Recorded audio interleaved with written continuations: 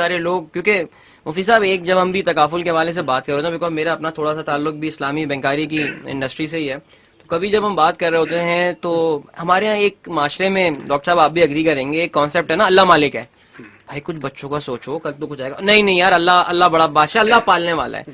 مفتی صاحب پھر یہ بھی تو بات ہے نا، پھر یہ اب ایک بندہ کہتا ہے واقعی اللہ سے بڑا تو کوئی بادشاہ نہیں، اللہ تو واقعی مالک ہے اور اللہ سب کا پالنے والا ہے، تو مجھے کچھ ہو گیا مر جاؤں گا میں جی، وہ بچوں کو میرے اللہ میاں جو ہے وہ کوئی ذریعہ بنا دے، کوئی وسیلہ بنا دے گا، تو میں کیوں تکافل لوں پھر؟ یہ آپ نے بہت اچھا سوال کیا، اور یہ اس وجہ سے ہے کہ ہم نے توکل کو غلط معنوں میں لے لیا ہے، اور ہم نے توکل کو یا تقدیر پر ایمان کو بے عملی کے معنی میں لے لیا ہے، کہ پھر تو آپ سب کو ہاتھ باندھ کر بیٹھ جانا چاہیے اور اللہ مالک کے جو مقدر میں ہوگا آ جائے گا. یہ توکل صاحب لوگ ایسی نہیں سوچ کے ہیں ہے. ہمارے معاشرے میں بہت بڑی تعداد ہے جو سوچتی ہے یہ اس طرح. توکل نہیں ہے. حدیث پاک میں ہے کہ ایسے 70,000 افراد، اور یہ 70,000 جو ہے یہ تعیین قطعی نہیں ہے، بلکہ کثرت تعداد کو بیان کرنے کے لیے ہے کہ بے حساب جنت میں جائیں گے جو جنتر منتر نہیں کرتے. اس منتر سے وہ منتر مراد ہے جو کلمات کفر پر مشتمل ہو، کلمات دلالت پر مشتمل ہو، جو بدفالی نہیں لیتے، وَهُمْ عَلَىٰ رَبِّهِمْ يَتَوَكَّلُونَ، اور وہ اپنے رب پر بھروسہ کرتے ہیں، اللہ پر اعتماد کرتے ہیں. اور قرآن میں کہ ان اللہ یحب المتوکلین، اللہ تعالیٰ توکل کرنے والوں کو پسند کرتا ہے. اس طرح کے لوگ یہ بھی کہتے ہیں جی جو مقدر میں روزی لکھی ہے مل کر رہے گی، اور چٹان میں کیڑا ہے اس کو بھی ملتی ہے، پرندہ ہے اس کو بھی ملتی ہے.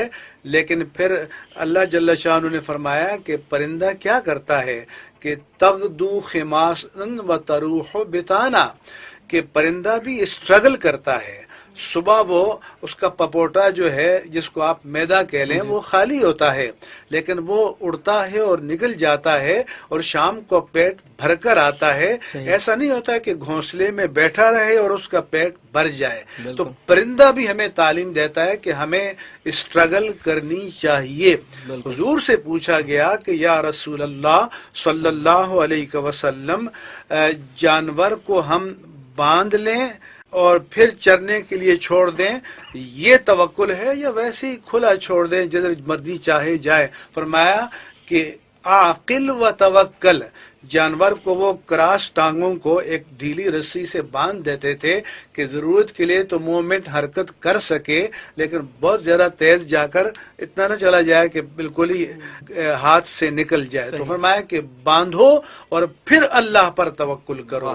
بلکہ قرآن میں ہے کہ حضرت مریم رضی اللہ تعالی عنہا بچپن میں، حضرت مریم جو ہے جب وہ بیت المقدس میں حجرے میں پرورش پا رہی تھی تو اللہ نے فرمایا کہ ان کے سامنے اچانک تر و تازہ کھجور کے خوشے آئے، اور یہ معجزے کے طور پر آئے. فرمایا کہ حزی الیک بجذع النخلۃ تساقط علیک رطبا جنیا. حضرت مریم سے فرمایا کہ اس درخت کی ٹہنی کو پکڑ کر ہلاؤ تو تر و تازہ فریش پھل جو ہے اس کا گر کر تمہاری جھولی میں آ جائے گا، مگر ٹہنی تمہیں ہلانا پڑے گی. تو یہ تعلیم دی کہ عمل آپ کو کرنا پڑے گا، اپنی بشری استطاعت کے مطابق جد و جہد کرنی پڑے گی، اسباب کو اختیار کرنا پڑے گا، لیکن ایمان اسباب پر نہیں ہوگا، ذات مسبب الاسباب پر ہوگا. کیونکہ جب اس کا حکم ہوتا ہے تو اسباب مؤثر ہو جاتے ہیں، اس کا حکم نہ ہو تو اسباب مؤثر نہیں ہوتے. سبحان اللہ جی، زبردست جی. بہت یعنی میں تو اس وقت، ہم تو مفتی صاحب کو ظاہر جی ٹیلی ویژن پہ سنتے رہتے ہیں، اور ان کے جو بڑے مفصل اور جو مخصوص جو ٹریڈ مارک اسٹائل ہے مفتی صاحب کا، آج مجھے تو خوش قسمتی جی اسٹوڈیو میں بیٹھ کے سننے کا موقع مل رہا ہے. اچھا ابھی ہمیں ایک بریک کی جانب بڑھنا ہے، لیکن بریک کے بعد آ کے میں اس میں وہ سوال پوچھوں گا جو اس وقت آپ میں سے بہت سارے لوگوں کے ذہنوں میں گردش کر رہا ہوگا کہ بھائی اب اتنی اچھی اچھی باتیں کی مفتی صاحب نے، تو میں کسی بھی کنونشنل انشورنس کمپنی جاؤں اور وہاں پہ جا کے میں جی ایک لائف انشورنس پالیسی لے لوں، تکافل ہی کیوں جاؤں؟ یہ وہ سوال ہے جس کا جواب میں پوچھوں گا آپ سے اس بریک کے بعد. کہیں مت جائیے، سنتے رہیے اپنا کراچی ایف ایم کے ساتھ. ملتے ہیں آپ سے right after this short break. یہ اپنا کراچی FM 107 ہے۔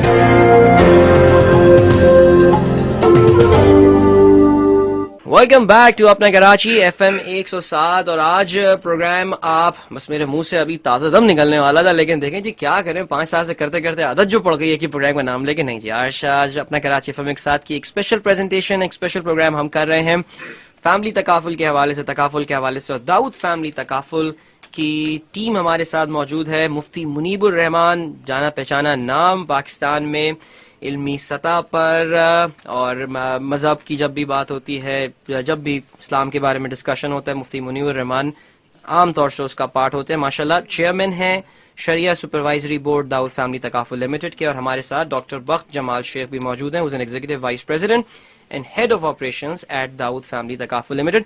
بریک سے پہلے مفتی صاحب نے بہت ہی تفصیل کے ساتھ، بہت ہی خوبصورت انداز سے ہم کو بتایا کہ قرآن، حدیث اور تاریخ میں کہاں سے ہمیں جسٹیفیکیشن ملتی ہے تکافل کے اس کانسیپٹ کی۔ تو اب میں جو جانے سے پہلے بات کر رہا تھا مفتی صاحب، اب جو ایک بڑا کام کا سوال آنے والا ہے، اور وہ سوال یہ ہے، میں تو اتنا بیک گراؤنڈ میں پتا چل گیا کہ جی بالکل مستقبل کی تیاری کریں اور تیاری کریں جی کہ برا وقت آ سکتا ہے، کسی میں بھی آ سکتا ہے، سمجھداری کا تقاضا یہی ہے، تیاری کی جائے۔ تو میں تو کسی انشورنس کمپنی میں بھی جا سکتا ہوں، کنونشنل انشورنس کمپنی، دنیا میں بڑے بڑے نام ہیں۔ ویسے آپ لوگ کو یہ بڑا انٹرسٹنگ فیکٹ بھی بتاؤں کہ takaful as a concept not even in Muslim countries but in non-Muslim countries actually growing faster than the conventional insurance۔ تو وہ کیا بنیادی ڈفرینسز ہیں مفتی صاحب کنونشنل انشورنس اور تکافل کے درمیان؟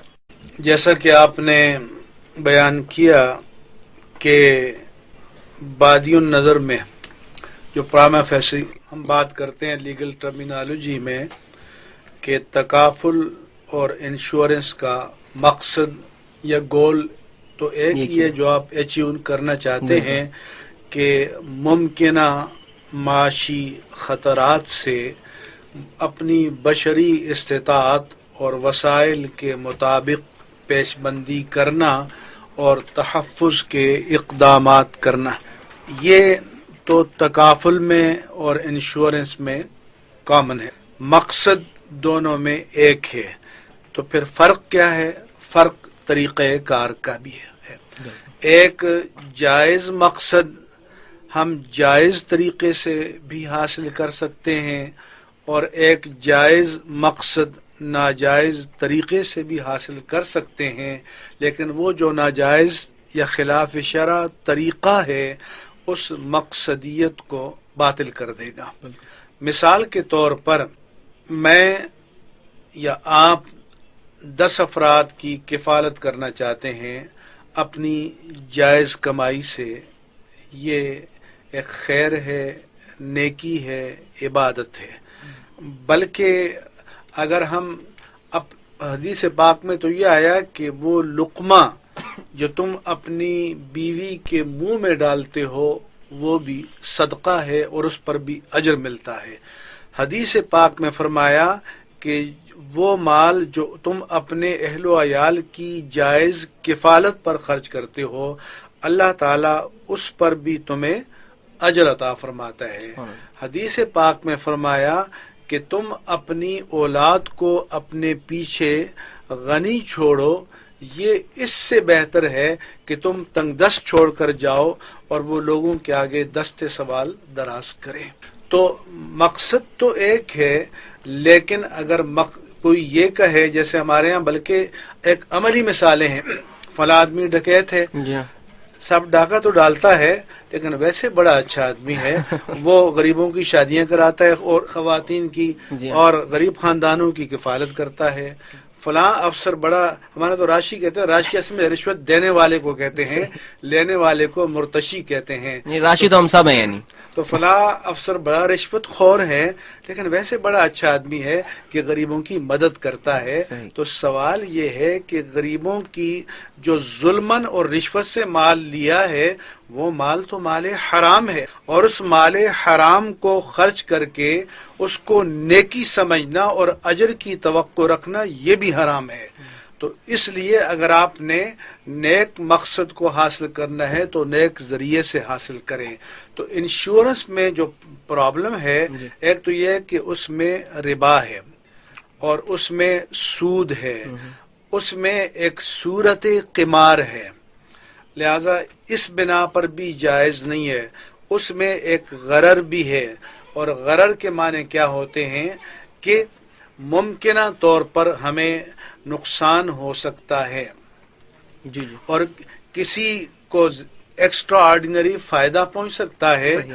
اور دوسروں کا نقصان ہو سکتا ہے. غرر کی مثالیں ہماری فقہ میں یہ بھی دی گئی ہیں کہ ایک آدمی ہم سے کہے کہ میں دریا میں جال پھینکتا ہوں، جتنی مچھلیاں آئیں گی اتنے پیسے میں وہ مچھلیاں آپ کی. صحیح. تو یہ بے اس لیے ناجائز ہے کہ کس کو خبر ہے کہ جال میں مچھلیاں آئیں گی یا نہیں آئیں گی؟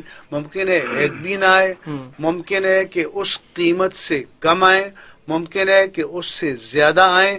زیادہ آئیں تو جال والے کا نقصان ہے، صحیح. کم آئیں یا بالکل نہ آئیں تو خریدار کا نقصان ہے. تو اسلام چاہتا ہے کہ کسی کو دھوکہ نہیں دیا جانا چاہیے.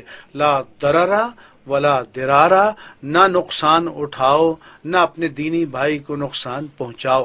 صحیح. تو اس لیے ان خرابیوں سے بچنے کے لیے اسلامی تکافل کا کنسپٹ اور تصور پیش کیا گیا ہے، انسٹیٹیوشن قائم کیے گئے ہیں تاکہ انشورنس سے جو مقصد ہم حاصل کرنا چاہتے تھے وہ بھی ہمیں حاصل ہو جائے اور حرام میں مبتلا ہونے سے بھی ہم بچ جائیں. یعنی میں اگر اس کو مفتی صاحب آپ کی اجازت سے سمرائز کر سکوں جو میں سمجھ پایا ہوں کہ دیکھیں فنڈز تو انشورنس کنونشنل انشورنس میں بھی کلیکٹ ہو رہے ہیں، تکافل میں بھی ہو رہے ہیں، لیکن ان فنڈز کا استعمال جس طرح کیا جا رہا ہے کہ تکافل میں ربا کا ایلیمنٹ، یعنی جن سیکیورٹیز میں اسٹاک مارکیٹ میں پیسے لے کے گیا یا جہاں پہ لے کر گیا فکسڈ انویسٹمنٹ جو سے بینک کے فکس نہیں کروایا جا رہا ہے پیسہ، یعنی کہ اسلامی طریقے جو ہے جس پہ ربا کا ایلیمنٹ ایلیمنیٹ کر دیا، اس میں غرر کا ایلیمنٹ یعنی انسرٹنٹی کا ایلیمنٹ نہیں آنا چاہیے اس پورے پروسیس میں.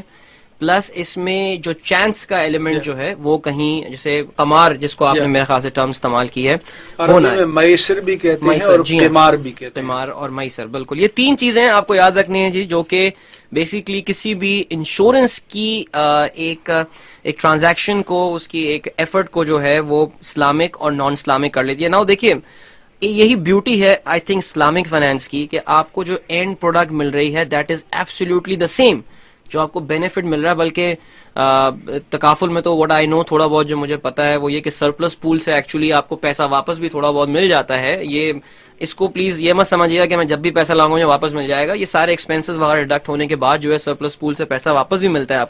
آپ کو تکافل میں کچھ ایکسٹرا ہی ملتا ہے. کوئی آپ یہ نہیں کہہ سکتے کہ جی میں گھاٹے میں رہا بیکاز میں تکافل میں آ گیا اور میں فائدے میں رہا میں اگر انشورنس میں آ گیا. یہاں